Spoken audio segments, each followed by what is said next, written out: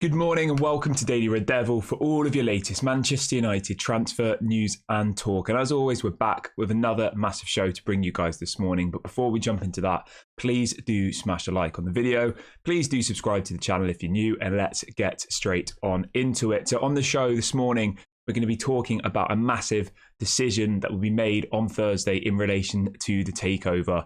Now, I know everybody thinks that the Sergey Ratcliffe bid is 100% confirmed and done, but this is not correct. The board have not met and agreed on the decision yet. So we will be speaking about that in a little bit. We'll also be talking about what Sergey Ratcliffe has planned for Manchester United. We'll be giving you a bit of an in-depth overview of that. And we're also going to be trying to do a bit of a breakdown on why Qatar's bid for Manchester United wasn't successful, give you a bit of the reasons why the Glazers were unhappy, and it even goes as far as saying that the Glazers are offended by Qatar. So we'll be talking a little bit about that. As always, get involved in the comment section, get involved in the live chat. Let me know your thoughts on everything we discuss on today's show, and let's get straight on into it. So let's start off with the big announcement that will be coming on Thursday. So this is coming out from the Times, the Independent, all of the main newspapers outlets in the UK this morning, and they're reporting the following. They say Sergey Ratcliffe hopes to learn on Thursday that the board has approved his offer. If the deal is approved, Ineos hopes significant changes to structure and personnel will reassure fans who fear the Glazers may still be involved. So just to be clear, it has been confirmed that the Manchester United board will be meeting on Thursday, which will of course include the Glazer family. Now, apparently, to pass the vote for Sergey Ratcliffe, it will be a vote. Apparently 90% of the board have to vote in favour of Sergey Ratcliffe. Now, we have heard for a long time that apparently most of the members of the board do favour the Sheikh Jassim bid. Now, the Sheikh Jassim bid is currently off the table, so I don't really understand how they could backtrack onto that at this point. But they still might not be happy with what Sergey Ratcliffe is offering. You know, they might still have question marks over what's going to happen to the stadium. You know, is the debt going to be cleared? There's still quite a few grey areas which I think the board members will be concerned about. You know, what's the fan backlash going to be like? How are we going to manage that? How are we going to improve the playing squad? How are we going to improve Carrington? You know, there's so many red flags already that there is still probably a big decision to be made from the Glazers side. And ultimately, what's going to happen with this £1.4 billion that he is reportedly going to invest into Manchester United? Will that 1.4 billion go straight into the Glazers' pockets? Will it go into Manchester United towards maybe it clears the debt? That, I mean, you know, there's all these different things that we need to look at, because if that 1.5, I think it's 1.4 billion, it's been confirmed as, that's how much his offer is, 1.4 billion pounds for 25% of the club. Now, if that money goes straight into clearing the debt, straight into Carrington, straight into the playing squad, I still think that most fans will be upset because they want the Glazers gone, but I think there will be a bit of a change of mood than 1.4 billion going straight into the Glazers' pocket, no debt being cleared. No new stadium, no renovations to Carrington. I mean, there's two very different angles here. So, you know, I know everyone's very upset at the moment. I know everybody wanting the Glazers gone, but I think we are where we are now. We just have to try and look at it level-headedly. I think we can let our emotions get the better of us sometimes, which is obviously completely fine. I know, you know, this has been a very stressful process. We've been involved in this for 10 months? Everybody had their hearts set on one thing. Well, I mean, I say everybody. I mean, we did a poll yesterday and 95% of you wanted Sheikh Jassim. So let's say the majority of the people in this community wanted Sheikh Jassim. Some of you didn't, which is obviously fine. I've got no issue with people who don't want Sheikh Jassim whatsoever. You know, everyone's entitled to their opinions. There's good and bad sides to both bids. I get all of that. But I think, yeah, the majority of you here did want Sheikh Jassim, and I get that a lot of you are upset, a lot of you are frustrated, but we do have to wait and see what happens in the coming days, because as I said, if we do get an announcement coming saying that this 1.4 billion will go straight back into the club and not into the Glazers' pockets, you know, the debt will be cleared with that money. You know, the money will be invested into the squad, into Carrington. Yes, I'll still be upset that the Glazers are still here, but I think it will be a little bit better than what the situation is now, personally. But let me know what you guys think about that. Are you 100% Sergey Ratcliffe? You don't want him whatsoever? Is there a world where you could, you know, welcome him at some point? You know, I mean, I'm a reasonable person, you know. I'm not a sensationalist who's going to sit here screaming, I don't want Sergey Ratcliffe forever. If, you know, if something changes and what he does end up offering seems to be good, then maybe I can change it. Let's have a look at what people are saying in the chat quickly. Joshua says Sergey Ratcliffe is looking for a new chief executive. Yes, that's correct. We'll talk about that in a minute. Comeback King says this is a big mistake. Director Me says we can't be bribed by Ratcliffe. Zaid says, Kieran, I think you're being way too positive on this. Director Me says, are you seriously that naive? You think the Glazers will put any money into the club? Well, I'm not saying that that's what I think. I'm giving, the thing is, right, I want to be fair on this channel. I want to give both sides of the coin. There's no point in me sitting here saying, the Glazers are going to do this, the Glazers are going to do that, because that would just be completely speculative, right? And ultimately, I'd be spreading false information. I don't know what's going to happen, and neither do you. So we need to wait and see what happens on this announcement on Thursday. Even if they announce that this 1.4 billion is going back into the club, I'll still not want the Glazers to be there. It's not going to change my stance, but it will obviously soften the blow, won't it? So we have to wait and see what happens. But as I said, they'll vote on it on Thursday. We have to wait and see what comes of that meeting. They need 90% of the board members to pass through the vote. I would imagine that what we're talking about here will be the similar conversations they're having. They'll say, where's this 1.4 billion? And maybe the Glazers will sit there and say, oh, well, we're just going to take the 1.4 billion. There might be people on that board who say, well, the fans aren't going to be happy with that. They want the debt cleared. They want this. They want that. What are we going to do about it? So hopefully there's people in that board meeting who are actually kind of on the fan side. Let's see what else people are saying. Somebody says, stop confusing yourself. This is Sergey Ratcliffe and the Glazers. Yeah, I mean, the thing is, right, I had a nice day away from football yesterday. I'm trying to, this morning, come in a bit level-headedly, because we haven't had the decision agreed yet. We have to wait and see. What else have we got? Director Me says, we're judging what the Glazers will do based on what we've seen previously. The thing is, I agree, but I just don't think they can continue to operate in the way that they have. Yeah. HSB says, if Glazers are rejecting 5 billion, why would they give full ownership to Ratcliffe later in the future? Easy to see their lies. I completely agree with you, mate. I said all of this on the show yesterday. What I'm saying is probably very unlikely to happen, but we obviously don't know yet, and it's still too early to decide. But let me know what you guys think. PJ says, does Sergey and Ratcliffe fans know that Manchester United don't want him? Alex says, do you think this is a play to get more money out of Qatar? I said that on the show yesterday, and I had loads of people coming at me in the comments afterwards saying, you're naive. This isn't the same as the Newcastle situation. All I said yesterday was exactly the same thing happened in the Newcastle United takeover. Saudi Arabia pulled out. A year later, they bought the club, So things can change. But we'll have to wait and see. I think the one thing I will say is throughout this whole process, it does feel like to me that the Glazers did just want investment. I feel like they didn't want to sell the club. And I feel like, even if Sergey Ratcliffe tried to buy 100% of it and they didn't want to sell it to him either, So we have to remember that. It's not just because of... Connor says, why do people think our club is done? The thing is, Connor, right? I think our club is done to some extent, not because of the takeover. I just think that we are now a mediocre... we're going to finish 3rd to 10th, in my opinion, for the next 10 years. That's just my opinion. Hopefully I get proved wrong. We've gone from winning, Premier Leagues, Champions Leagues every season, FA Cups, all of this great stuff, trebles in our history. We have a long, rich history. So when you compare what a lot of the older generation of Manchester United fans have seen and experienced, with all of these trophies and all the rest of it, and you compare it to now, where we're losing to, let's be honest, mid-table teams. We're losing to Crystal Palace at home. We have no play style. None of our transfers seem to work, And I just have the feeling for the next kind of 5 to 10 years, we're going to finish between 3rd and 10th every single season. I think that's a reality now. I mean, if you look at our last few seasons, right? Last year we finished 3rd, okay? Season before that we finished 6th. Season before that we finished 3rd. Season before that we finished 3rd. Season before that we finished 6th. Season before that we finished 3rd. Season before that we finished 6th. Do you see where I'm going with this? 2015 we finished 5th.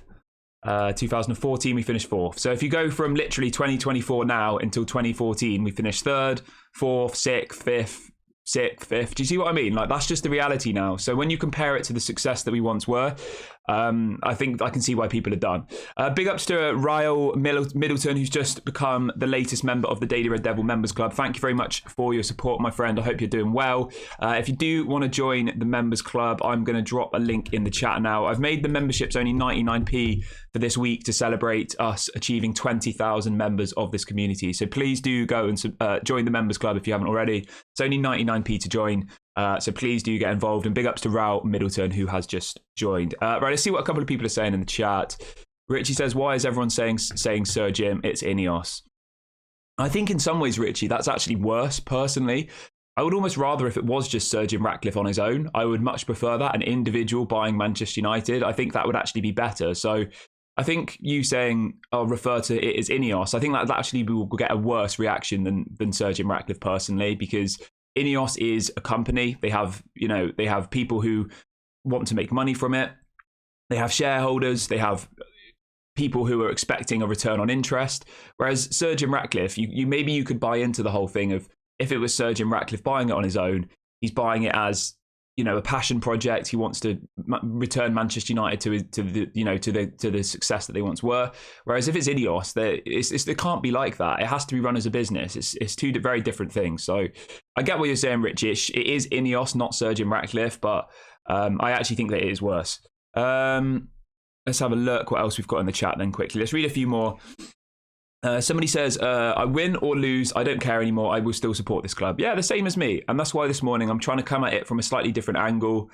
Everybody knows what my stance was. Everybody knows that I wanted the Glazers out. But ultimately, the decision is not up to us. So we have to try and look at it from both angles. Ryle says, hopefully the rest of the board will have seen the fan reaction and voted against it. But unfortunately, we need to remember the Glazer family are basically the board on their own. Yes, that is very true. The thing is, right, there is I think there was 12 members on the board I read earlier, 6 of them being the Glazer family. But obviously, the Glazer family have the biggest voting rights out of all of them because they are the owners. So the Glazers ultimately do get the final say, but they have to get 90% of the vote in order to pass this through. So I don't know how many of the Glazers would have to vote in favour for it. I would guess maybe 5 out of 6 would have to say yes. We know that Joel and Avram will say yes. It's all of the others. It's the Darcys. It's the ones that we don't really hear much about. The question marks. Everybody who's just joined in the last couple of minutes, please do smash a like on the video, and please do subscribe to the channel if you are new. We hit 20k subscribers last week, which is absolutely incredible. So please do go and subscribe if you haven't already. Please do smash a like on the video and get involved in the community. Right, let's see what else people are saying in the chat quickly before we move on. Wally Jr. says, let's all agree on the truth. If Sergey Ratcliffe is not an English person, everyone in Manchester will be against the idea. I'm frustrated, desperate about the whole saga. For 8 years, one family kidnapped the whole club. I'm not going to go down the whole nationality thing. I've never really been like that on this channel. I don't think passport really plays into it for me. I think for me, it's always been the most important thing is what the bidder represents and what they, plan to do with the club, which we're going to talk about in a minute about Sergey Ratcliffe. I get what you mean. There are some people in the fan base who are really sold on this whole, he's a Manchester lad. He was, telling us that he was conceived in the Old Trafford toilets. And obviously I'm joking, but you know what I mean, innit? For some people, it's really important that, Sergey Ratcliffe was conceived a stone's throw from Old Trafford and blah, blah, blah. But I think my answer to that is, when you look at his recent track record, okay, he tried to buy Barcelona, he failed. He tried to buy Chelsea, he failed. He has a season ticket for Chelsea. He lives in London now, which is fine. Maybe he likes living in London. Maybe he likes going to watch Chelsea. But it's not like he's gone home and away to Manchester United for the last 20 years. And, he's part of all of the supporters clubs. And he's this person who's really in with the fan base. Because if he was, he wouldn't want to do what he's offering now. He wouldn't want to facilitate the Glazers. That's the point that I'm making here. Yes, it's great that he was born in Manchester. I mean, it doesn't really make any difference to me because I'm sure lots of people in this community weren't born in Manchester, but you still probably support the club. You watch every single game. You've helped make Manchester United the size of the club it is now. Some people don't have the facilities to go to home and away games. Some people aren't in a financial position to do that. Some people have things going on in their life which don't allow them to do that. And I think it's a little bit a bigotry to make out that the people who are able to go to every single game are somehow better than the other people. That's why I don't really buy into this whole thing of he's from Manchester, that means he's better than the other people. I just don't really like that whole stance, to be honest. And people might say, oh, well, that's because you're not from Manchester. Okay, well, maybe, I mean, you know what I mean? It's just it's a bit of a strange argument, I think. Right, let's talk about what Sergey Ratcliffe actually wants to do then, because we have got some more information about this, and I think it's an important thing to do, because what I will always do on this channel, right, that I have my own opinion, and I assume that's why you watch the shows, but I will give you a level argument for both sides. I'm not just going to sit here and scream Sheikh Jassim for the next year, because I think it will get a little bit boring and I think it's a little bit toxic. So I am going to try and explain for those of you who do want Sergey Ratcliffe, which I know some of you in the chat do. I'll try and give a level argument. I'll try and give you what we've been told so far about Sergey Ratcliffe. So let's just jump into that really, really quickly. So the Times this morning are reporting that Ineos are exploring how to expand Old Trafford, and they're looking at rebuilding Old Trafford into a 90,000 seat stadium if Sergey Ratcliffe is successful with his offer to buy a stake in Manchester United. I mean, that sounds great, doesn't it? 90,000 people, that is, I think, about a 12,000 increase on our current. Let me just double check that, because someone will, I'm sure, call me out otherwise. Let's have a look. So the current carab capacity is 74,300. So Ineos want to increase the capacity by about 15,000, which is great. I mean, what's that? Let's say an average match day ticket is £40. £40. That would bring in approximately an extra £600,000 for every game day. That's great. I mean, how many home games do we have a season? 18 in the Premier League, maybe 10 in other competitions. Let's say 30 games a season. That would bring in an extra £18 million in revenue just from ticketing alone, let alone food, drink, merchandise, all the rest of it. So it's, yeah, I mean, that's £18 million extra per season that would go into Manchester United's kitty. That sounds great. I like the sound of that. I do. Rebuilding the stadium. My immediate question is, where's that money coming from, though? Is Sergey Ratcliffe and Ineos going to just pull that money out from their own pockets? I don't know. You know, those are the question marks for me. It's all good and well, you know, the Times reporting that this is going to happen, but there's not the how it's going to be done. It's telling us something, but it's not telling us how we're going to get to that point. And those are the bits of information we need before we can actually formulate a proper opinion. As I said, it's easy for me to sit here and say, I don't want Sergey Ratcliffe, blah, blah, blah. But ultimately, it's not up to us anymore, okay? The decision will be made. I don't think any protests or anything, to be completely honest, are going to make any difference. I know that sounds a little bit defeatist, but you know, we've seen what Ajax did. I just don't think that Manchester United and Manchester United fans are going to do that. You know, the Ajax fans, they were losing the game 4-0 and they started burning down the stadium, ripping it apart. And I don't really encourage that, to be honest. I don't ever condone violence. That's not something I'm going to do. But we've seen how the Ajax fans reacted after losing a couple of games. I mean, it's a little bit embarrassing, to be honest. I know Ajax are in a really poor run of form, but they've been winning trophies every single year for the last 20 years. They have a couple of bad results, and you know, and the what do you call them? I can't think of the name of the hooligans, whatever you want to call them, the Ajax ultras. Yeah, they're literally ripping down the stadium. They're burning it. They're getting games called off mid-game. Maybe that's what needs to happen, but I just don't think it will make any difference with the Glazers personally. Milas says, can we now expect to get Todibo and Thuram from Nice with a cut price? The thing is, right, I think that UEFA have brought in some sort of rule, which means that you know, if there's a multi-club ownership, that they're not allowed to buy the players from that other club. I remember hearing this a while ago, that apparently if Qatar bought Manchester United, that, you know, Manchester United wouldn't be able to buy people from PSG. So I don't think it will actually help in that sense. I would imagine that there'll be some rule where Manchester United are not allowed to buy any of Nice's players and vice versa. Now, I might be wrong on that. I think the main point there is that they can't be in the same competition. So if Nice qualified for the Champions League, Manchester United qualified for the Champions League, Manchester United would not be able to buy players off Nice in that season. I think that was what the rule was. So we'll have to wait and see what happens there. Let's see what else people are saying. Ravi says, I'm from Trinidad and I'll always stick with this club. I've been a supporter since 1985 when we won the FA Cup with a Norman Whiteside goal. I bleed Manchester United red. We will rise again. That's great. That's really positive.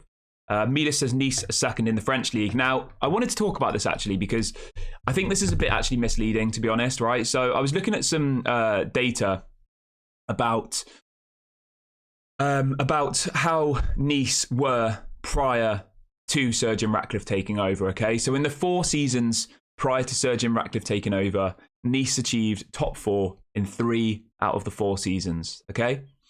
Since Sergey Ratcliffe, Ineos, whatever you want to call it, have taken over, they haven't got top 4 once. So that kind of sums it up for me there. You know, to go from being a team that pretty much consistently gets top 4 to a team that now, yes, you're going to say, oh, they're second in the league, but we're only, 10 games into the season. Things can change very quickly. People will say, oh, well, they're above PSG. They're 1 point above PSG after 8 matches. There's 30 games left of the season, okay? Like, you look at last season, right? Let's go through it quickly. Last season, they finished 9th. 9th. That's where Manchester United are at this point. The season before that, they finished 5th, so they got Europa Conference League. The season before that, they finished 9th again. And then the season before that, they finished 5th. Season before that, They finished 7th. I mean, do you see where I'm going with this? Season before that, they finished 8th. And then the season before that was when Sergey Ratcliffe wasn't there, so they finished 3rd. Then they finished 4th, and then they finished 11th. So I don't think he's had a particularly good track record there, to be completely honest with you. And I think it's too early to be like, let's bring in Sergey Ratcliffe and Sergey Ratcliffe and Ineos because they're second in the French league after 8 games. I mean, Tottenham are top of the Premier League. Do you really think Tottenham are going to win the league? Like, come on, we've got to take a rain check here. If at the end of the season Nice have won the French league comfortably, then maybe you say, okay, maybe I was wrong, But I don't think that's going to happen. I personally do not think that's going to happen. I don't follow French football, but if they haven't finished in the top 4 once in the last 4 or 5 years, just because they're second after 8 matches doesn't mean that they're going to, have a successful season. But as always, I'm trying to give a level argument on both sides. I'm trying to take all level of emotion away this morning, so you're getting a fair argument from both perspectives. Milas has said Nice have not lost a game this season. I mean, neither have Tottenham, mate. Are you saying that Tottenham are going to win the league? Like, come on. Like, things can change very, very quickly in football, all right? 8 matches is not very many games. It's not, is it? 8 matches. Right, let's carry on with that, though. So he wants to rebuild the stadium, turn it into an 80,000 capacity stadium. That's what's being reported this morning. And he also wants to bring the Manchester back to Manchester United, which I still don't really understand what that means, to be completely honest with you. It sounds like a little bit like, I don't know, maybe it resonates with some people, but it doesn't resonate with me. I just don't really get what that means. He also apparently is going to take full control of sporting operations if his offer is accepted by the club's board. So apparently he wants to take over anything relating to the sport, leaving all of the business side to the Glazers. Now, I said on my video yesterday, I don't really understand why the Glazers would do this, but looking at it from a level perspective, maybe they would be happy with that. Maybe they'd be happy with somebody else taking over the sporting side and then focusing on the money and the business, which is what they actually care about. Maybe that is what's going to happen, and maybe that could work. I was quite negative and critical about this yesterday because I more saw it as Sergey Ratcliffe wanted control of everything, but it looks like all he really wants control of is the sporting stuff. So he wants to bring in his own director of football.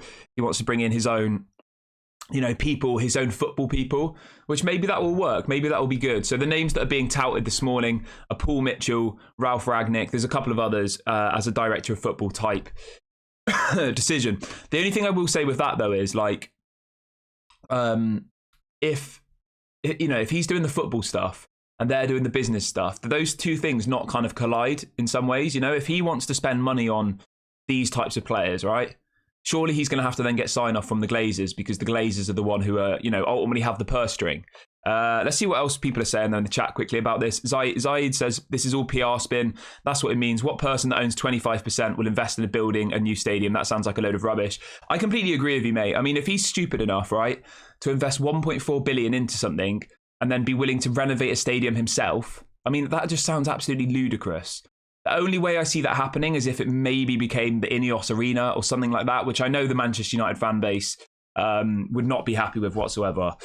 Joe says, as an owner is their target, dream and achievement to be the best team in the world. I believe Sergey Ratcliffe has no problem making United and Nice better than City, Barcelona, Madrid, and be the best. So are you saying that you think that Sergey Ratcliffe can make Man United better than Nice? So I'm confused here. I believe Sergey Ratcliffe has no problem making Manchester United and Nice better than City, Barcelona, Madrid, and be the best.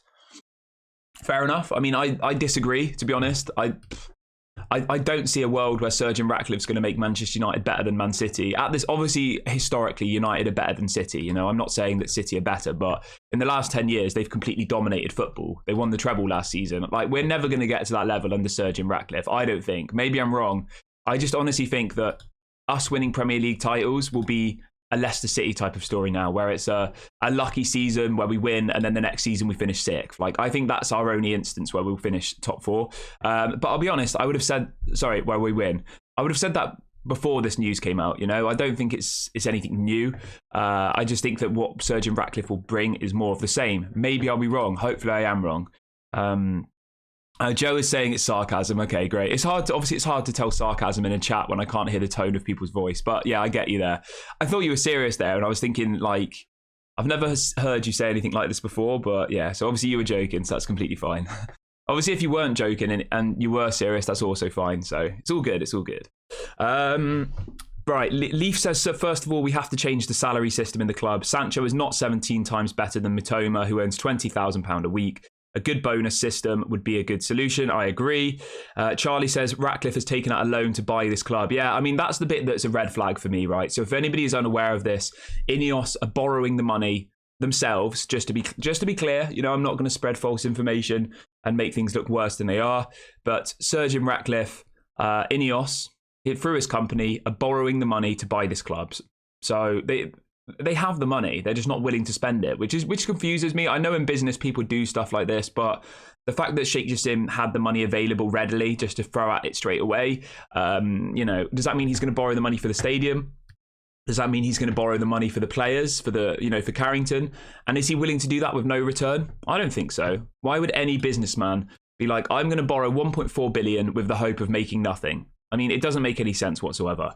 Let's carry on with what Sergey Ratcliffe's plans are. One really, really quick thing to mention is apparently within Ineos, there is admiration for Erik ten Hag and the work he has done since his arrival. And apparently Erik ten Hag's job is not up for review. It says, if Sergey Ratcliffe gets the Manchester United board's approval on Thursday, he will undertake a 100-day review of the club. Erik ten Hag's job is not thought to be under threat. Now, I just wonder what Erik ten Hag is thinking about this situation. I really, really do. I would imagine that he's concerned, because I definitely think that this is having a massive impact on the playing squad. I think this is having a massive impact on our season. I genuinely believe that. It's a big distraction off the pitch. You know, there's no way that anybody can doubt that. And I think that when you look at it from an outside perspective, imagine the mood change if they knew that the Glazers were going, that the fans were then fully behind them. I don't know what's going to happen at the next game. Obviously, we play. Who do we play? We play. I always forget these people's names. Sheffield United. We play Sheffield United on Saturday, but obviously that's an away game. So our next home game, I think, is next Tuesday against Copenhagen. The deal could already be done by then. Maybe that's why they've announced it now, so they can kind of brush it under the carpet. Yeah. So we play Copenhagen on the 24th, which is that Tuesday or Wednesday? Let's have a quick look for you. Okay, so it's on Tuesday. So we play Copenhagen at home a week tomorrow, Champions League, 8 o'clock game. I would go as far as saying this, right? Obviously, as I've said on this channel before, I don't condone violence, but if they want to make any difference, like that game needs to be called off on Tuesday. It does. Like there needs to be a protest on the level of the Super League type of protest, you know? Like it has to be like that. And even then, I still don't think they'll go, but somebody says, can the protest start already? Waiting for the first home match might be a little too late. The Glazers need to be forced out. Yeah, I mean, that sounds great, but I don't know. I just think that things in England are different to like in the Netherlands and other countries. Like we've seen what Ajax did after losing a couple of games. Like it was crazy. And it's easy for me to sit here and do that, you know, and to say what I'm saying. You know, I'm not going to be the one to initiate levels of vandalism ultimately, which Ajax did, because I don't think that is the correct way of doing it. But and you know, I'll even go as far as saying this, I don't even think that it would make any difference with the Glazers, to be honest. I really don't. The only thing it might do is put Sergey Ratcliffe off, but he's been invested in this project for 10 months now. I think that, you know, he's probably not going to come to matches that much and stuff, so I just don't really see how there'll be that immediate touch point between the United fans and the board and the Glazers, because there never has been. They've always been shielded away somewhere. So I think it's very different. I think Ajax is a very like community-driven club. I think it's a different kind of setup to Manchester United.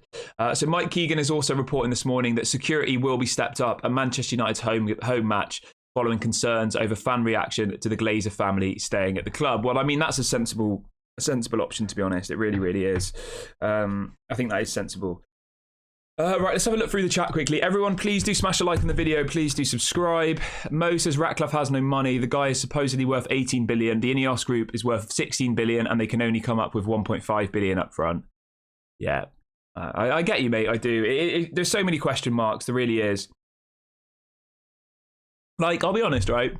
If on Thursday we get a story coming out that, you know, the bid's been accepted, he's going to spend his own money on a stadium, his own money on clearing the debt and all of these things, then, you know, maybe your outlook could change on it, but none of that's going to happen. Why would he do that? Why would he clear somebody else's debt and only then own 25% of that club? Like, it makes zero sense. The debt is to be cleared by the Glazers. We know they're never going to clear that debt. Yeah. David says Jim should hold a meeting with representatives of fan organisations to explain his bid. I'm sure that will have to happen. It will. There'll be so much spin.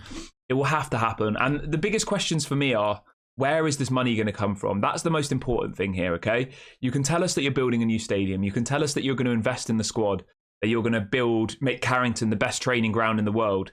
But where is that money going to come from? That's the biggest question for me. And I know money isn't the most important thing in all of these areas, but when you see Newcastle, when you see Man City with pretty much open checkbooks to be able to do whatever they want, whenever they want, it is the most important thing now, okay? Yes, how you deliver is important, your plan, because we've seen people say PSG's a failed project and they've got an unlimited budget. So that is obviously important to understand as well, that the plan and the goals and all the rest of it are of course important. But in our case, when we're in such a mess financially, we need to know how the finance side of it is going to work. So yeah, that's what's important for me.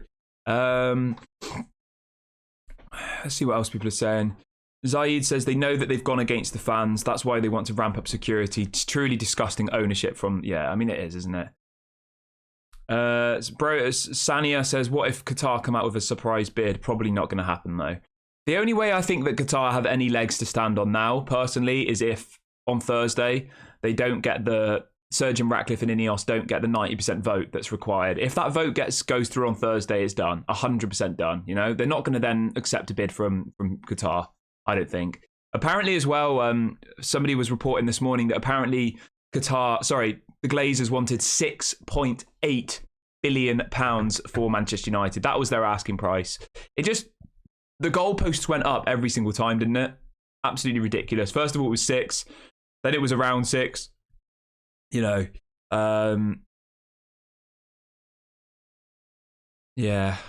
And then it also goes as far. I just wanted to touch on the headline in the video title that Qatar have apparently offended the Glazers.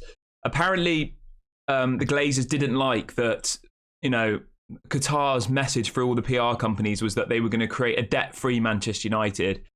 The Glazers felt like they were rubbishing what the Glazers had achieved at Manchester United so far, which I think is absolutely embarrassing. Absolutely embarrassing. So ultimately, Qatar rubbed their ego up a bit the wrong way, and the Glazers didn't like it. I mean, how embarrassing is that? They didn't like the wording of what the Glazers were saying. Sorry, that what Sheikh Jassim was saying. It says Qatar's Sheikh Jassim's promise to restore Manchester United to its former glories with a completely debt-free purchase did not amuse the Glazers, who saw the wording as criticism of their own time at Manchester United. I mean, that's absolutely embarrassing. It really, really is.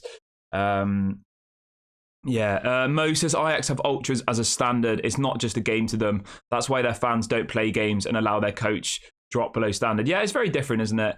Ruben says, did you hear Jim wants to clear United debt, buying players, build a stadium? Yeah, he's not going to do any of that. He's not. Zaid says, Kieran, that means they wanted 3 times the value of the club and the Glazers have invested nothing into the squad. Yeah, greedy. Yeah, I 100% agree. 100% agree. But I'm going to wrap the video up here, guys. Thank you so much to everyone who's joined me this morning. I hope everyone has a lovely day on this Monday. I will be back live at 6 p.m. UK time for your evening show. We're live every single day in the morning and in the evening throughout the week. And then on the weekend, it's a little bit all over the place at the moment because, to be honest, obviously, there's a lot going on in this football world. There's a lot to digest, and I think it is important to take some time away from football now and again. So apologies if you were trying to find me on Saturday or Sunday. I did do a couple of shows, but I did less than my usual. But in the week, you'll always get your evening and your morning show. I just want to make sure that I keep doing it with the same drive, with the same passion, and I don't want to burn out because obviously there's a lot going on at the moment. It's very, very toxic in some areas of the fan base. I'll say this though, right? I want to really, really shout out every single one of you. Obviously, people are upset. Obviously, people have their opinions and emotions are running high. But I think every single person in this community has been incredibly respectful around this situation. So big ups to all of you. You're handling yourselves in the correct way. And it's really, really, encouraging me to keep doing these shows because, as I said yesterday, I was a little bit unsure about what would happen if Sergey Ratcliffe came in? Was it just going to be toxic every time we did a show? So big ups every single one of you. I know you're all upset, but I really, really do appreciate your response to this. It's been very mature. And yeah, I'm not trying to be patronizing at all, by the way. I'm not being like, oh, you're very mature, everybody. Like, honestly, I really do appreciate it. So thank you so much to everybody. Please do make sure to smash a like on the video. Please do subscribe to the channel if you are new. This has been Daily Red Devil, and I'll speak to you all a little bit later.